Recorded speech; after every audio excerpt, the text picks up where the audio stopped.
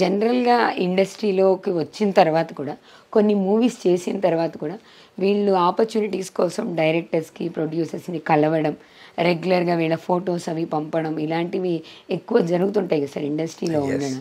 అలా మీరు తర్వాత కూడా ఇంకా అలాంటిది ప్రాసెస్ చేయాల్సి వచ్చిందా, లేకపోతే మీకు ఆఫర్స్ వచ్చిందా? ప్రాసెస్ అది ప్రాసెసే అది. ఓకే, ఎప్పటికైనా ప్రాసెసే అది. మనం ఎవరో తెలియదు, అందరికి తెలియాలని లేదు కదా. So that wherever opportunity is there we have to go. Okay, we have to circulate our photos. ఆ పని చేశాను నేను.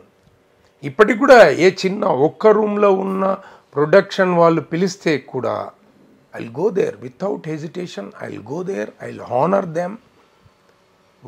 వాళ్ళని గౌరవిస్తాను, వాళ్ళ దగ్గరికి వెళ్ళాలి. వెళ్తేనే కదా మన టాలెంట్ ఏంటనేది తెలిసేది. మనమేంటో వాళ్ళేంటో మనమేంటో తెలిపోతుంది కదా. సో వెళ్ళాలి. యాజ్ అన్ ఆర్టిస్ట్ నీకంత నచ్చకపోతే ఇంకా మనం ఏం చేయలేము, నచ్చకపోతే. బట్ ఎవరు పిలిచినా కూడా ఆపర్చునిటీ అది. సో మనం ఇన్ని 200 సినిమాలు చేసినా అని ఇప్పుడు చెప్పుకుంటున్నానే గర్వంగా. మరి వాళ్ళందరూ ఇస్తేనే చేసింది. ఎగ్జాక్ట్లీ, అవకాశం వాళ్ళు ఇచ్చిందే కదా. ఎస్. కాబట్టి ఈ రోజుకి స్టిల్ అట్లానే, ఈ రోజుకి కూడా ఎవరు చిన్నవాళ్ళ పెద్దవాళ్ళ I don't give any what you call correct అదేముండదు, వ్యత్యాసం వ్యత్యాసం లేదు. కాకపోతే డెఫినెట్గా వెళ్తా.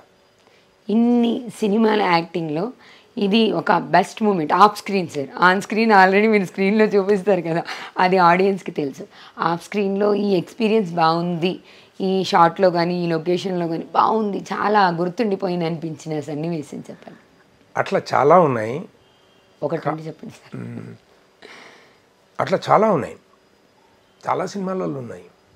కానీ బయట వాటన్నిటికన్నా ఇంకా మంచి రోల్ రాలేదనే తపన ఉంది. ఓకే, అర్థమైందా? అన్నీ మంచివే. ఇప్పుడు నువ్వన్నావు KGF 2, it's a different experience.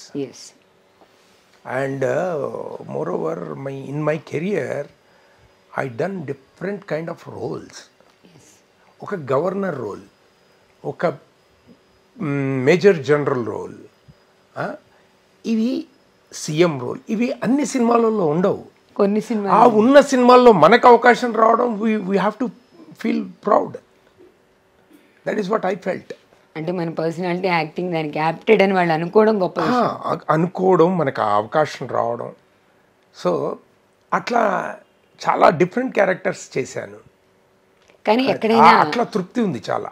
ఈ క్యారెక్టర్స్లో చేసిన క్యారెక్టర్స్లో ఎక్స్పీరియన్స్ ఎక్కడైనా అంటే ఒకసారి ఓకే అనుకొని అంతా రెడీ అయిపోయిన తర్వాత షూటింగ్ అయ్యి కానీ అవ్వకుండా కానీ వేరే వాళ్ళని పెట్టడం లేదా వద్దనుకోవడం, రిజెక్ట్ చేయడం లాంటి సందర్భాలు జరిగినాయి? అంటే రిజెక్ట్ చేయరు సామాన్యంగా. కొన్ని సందర్భాల్లో ఏమవుతుందంటే ధైర్యం సినిమా తేజ గారిది. నేను తేజ గారి ద్వారానే నాకు అవకాశం వచ్చింది. So hats off to him.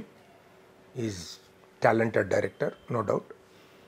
So new టాలెంట్ను కూడా ఎంకరేజ్ చేసే డైరెక్టర్. అట్లాంటి వాళ్ళు మన తెలుగు వాళ్ళు అయి ఉండడం గర్వకారణం.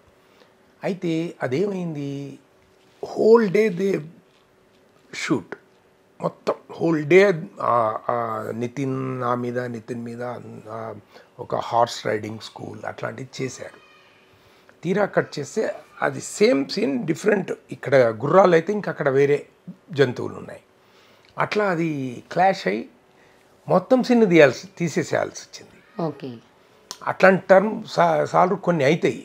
కొన్ని రకాలుగా మనల్ని తీసేయాలి ఇది అన్నట్టుగా కాకుండా there some reasons they have to remove. Length ఎక్కువైంది అనుకో, కొన్ని షార్ట్స్ ఎడిట్ చేయాలి, కొన్ని సీన్స్ తీసేస్తారు, కొన్ని షార్ట్స్ తీసేస్తారు. అట్లాంటివి జరుగుతుంటాయి. అంతేగాని వాంటెడ్లీ ఒకసారి తీసుకున్న తర్వాత వాంటెడ్లీ ఎవరు చేయరండి. వాంటెడ్ నాకు తెలిసినంత వరకు వాంటెడ్లీ ఎందుకు చేస్తారు? We are not enemies for them, we are working for their project, they are paying. ఇంకా వాంటెడ్లీ అన్వాంటెడ్లీ ఏముంటుంది? అక్కడ లేదు, ఎక్కడ లేదు.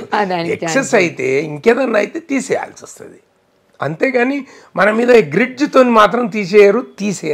అంటే వాళ్ళకి రికమెండేషన్ వచ్చి ఆ ప్లేస్లో ఇంకొకరు తీసుకోవాల్సిన సిచ్యువేషన్ వస్తే డైరెక్టర్కి చాలా మటుకు రికమెండేషన్స్ ఏమన్నా ఉంటే ఇప్పుడు స్టార్ట్ కాకముందే అట్లాంటివి జరుగుతాయి.